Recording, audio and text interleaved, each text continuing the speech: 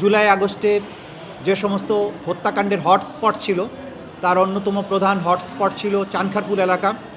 5ই August তারিখে হাসিনা পালিয়ে যাওয়ার সময়ও এই চানখারপুল এলাকায় পুলিশ নির্বিচারে গুলি চালিয়ে এই দেশের আন্দোলনকারী তরতাজা তরুণ 6 জন মানুষকে তার সেদিন খুন করেছিল, অনেককে আহত করেছিল।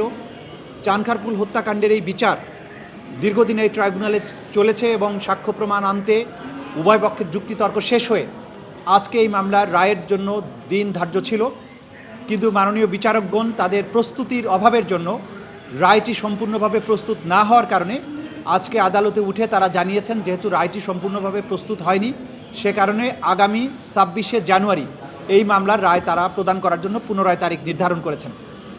আমাদের পক্ষ থেকে প্রসিকিউশন আমরা সবাই প্রস্তুত ছিলাম, কিন্তু আদালতের পক্ষে রায় প্রস্তুত করার যে সুযোগ বা সময় তাদের এই সময় লাগতেই পারে, তাদের পক্ষে এটাকে রেডি করার জন্য যতটুকু সময় প্রয়োজন তারা সেটা নিতে পারেন, সে কারণে তারা সময়টা নিয়েছেন।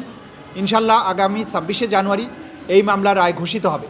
কিন্তু আমরা প্রসিকিউশনের পক্ষ থেকে আপনাদের মাধ্যমে দেশবাসীর কাছে যে বার্তাটা দিতে চাই সেটা হচ্ছে, জুলাই আগস্টে যেভাবে বাংলাদেশে মানবতা বিরোধী অপরাধ সংগঠন করা হয়েছে, যারা ক্ষমতায় টিকে থাকার জন্য দানবের ভূমিকায় অবতীর্ণ হয়েছিলেন, যারা নির্বিচারে এই দেশের নিরস্ত্র নিরীহ তরুণ যুবক এবং শিশুদেরকে হত্যা করেছে, এই হত্যাকাণ্ড করে যে পার পাওয়া যাবে না সেই বার্তাটি আমরা আপনাদের মাধ্যমে জাতির কাছে দিতে চাই।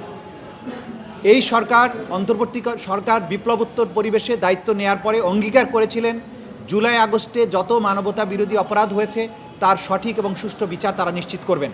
সরকারের এই অঙ্গীকার বাস্তবায়নের প্রতিফলন হচ্ছে এই ট্রাইব্যুনাল এবং এই বিচার।